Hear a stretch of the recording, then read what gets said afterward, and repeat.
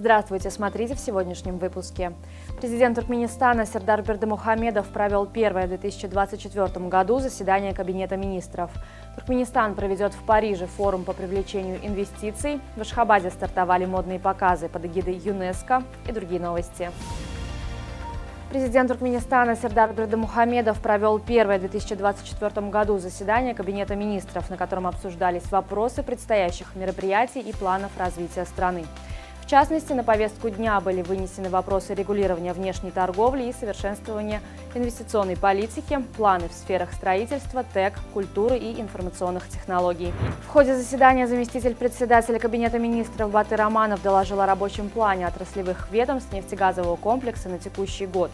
Согласно плану, перед госконцернами «Туркменгаз» и «Туркменнефть» стоят задачи по освоению новых нефтегазовых месторождений, увеличению добычи природного и попутного газа, нефти и газового конденсата. Также предусмотрено наращивание производства сжиженного газа и экспорта туркменских энергоресурсов на зарубежные рынки. Вице-премьер Баймурат Аннамамедов доложил о ведущейся работе по укреплению образовательной и научной базы страны и ее материально-техническому оснащению. Прозвучало предложение о проектировании и строительстве современной средней школы на 1200 мест и общежития на 120 мест в поселке Букурдак, Этрапа Акбугдай Ахалского вилаята. Вице-премьер Мяхриджимал Мамедова доложила о подготовке к проведению торжеств и мероприятий по случаю провозглашения города Аннау культурной столицей тюркского мира в этом году. 24-25 апреля в столице Франции пройдет международный форум по привлечению иностранных инвестиций в энергетический сектор Туркменистана. Цель мероприятия – привлечение прямых иностранных инвестиций во все сегменты энергетической отрасли Туркменистана, укрепление регионального сотрудничества в целях развития сферы энергетики. В Доме моды Ашхабада состоялось торжественное открытие первого дня модных показов национальной туркменской одежды.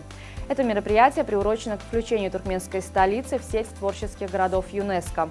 Почетными гостями церемонии открытия стали организатор подиумных представлений Oriental Fashion Show Хин Чудар, известный фотограф Жак Томасини и ответственный секретарь Национальной комиссии Туркменистана по делам ЮНЕСКО Чинар Рустемова. В Торгово-промышленной палате Туркменистана состоялась церемония награждения лауреатов детской премии имени Гульбаба.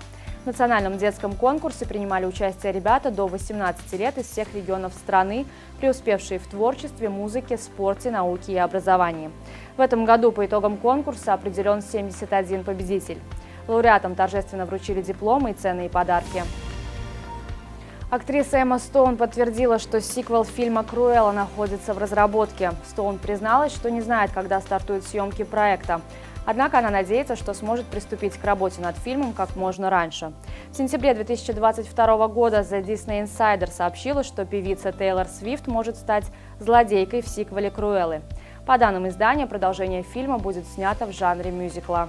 Специалист по хищным птицам Фредерик Жиге попытается поймать ворону, которая 2 месяца не может выбраться из станции парижского метро. Птица застряла на станции Мениль-Монтан в 20-м округе города. Она не смогла найти выход самостоятельно и летает над головами пассажиров. Власти города обратились за помощью в Музей естественной истории. Орнитолог должен прибыть на станцию в ближайшие дни. Нападающий французского клуба ПСЖ Килиан Мбаппе принял решение присоединиться к мадридскому Реалу, сообщает издание Foot Mercato. Контракт 23-летнего форварда с парижанами истекает летом текущего года. С 1 января Мбаппе получил право вести переговоры о трудоустройстве с другими клубами. Ранее сообщалось, что Реал дал Мбаппе время до конца января, чтобы тот определился со своим будущим. Турецкий футбольный клуб «Бешикташ» объявил о назначении Фернанду Сантушу на пост главного тренера команды. 68-летний португальский специалист ранее тренировал такие клубы, как Порту, АЕК, Бенфика и ПАОК. Он также возглавлял сборные Греции, Польши и Португалии.